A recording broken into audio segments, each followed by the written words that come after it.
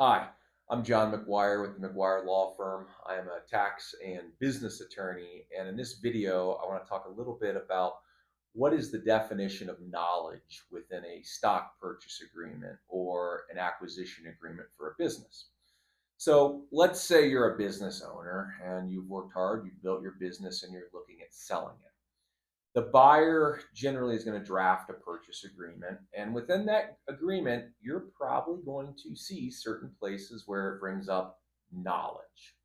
So, first, the question is that word a defined term? It may not be. It may just say knowledge and it's left to interpretation, which may benefit you. It may not, depending upon the circumstances. However, generally, either in the initial portions of the agreement or somewhere else, they'll try to define knowledge.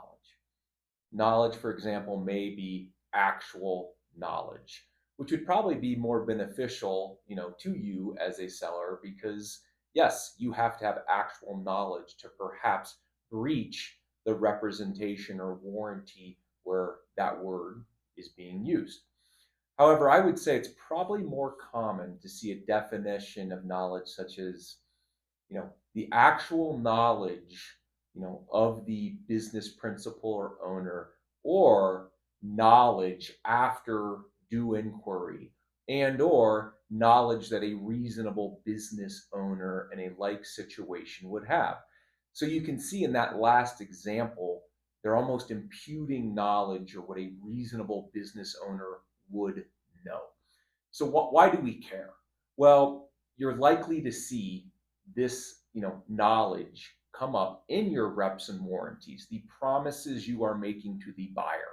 And this is where the vast majority of your exposure lies. If you breach a rep or warranty and the buyer is damaged, the buyer likely has a clause in there that they are to be indemnified or held harmless, meaning you may be paying monetary damages to the buyer. So, we've just tipped this, the iceberg on this. However, it's a very important thing to consider if you're going through a business transaction or acquisition. If you've got questions, please reach out to us. Thank you.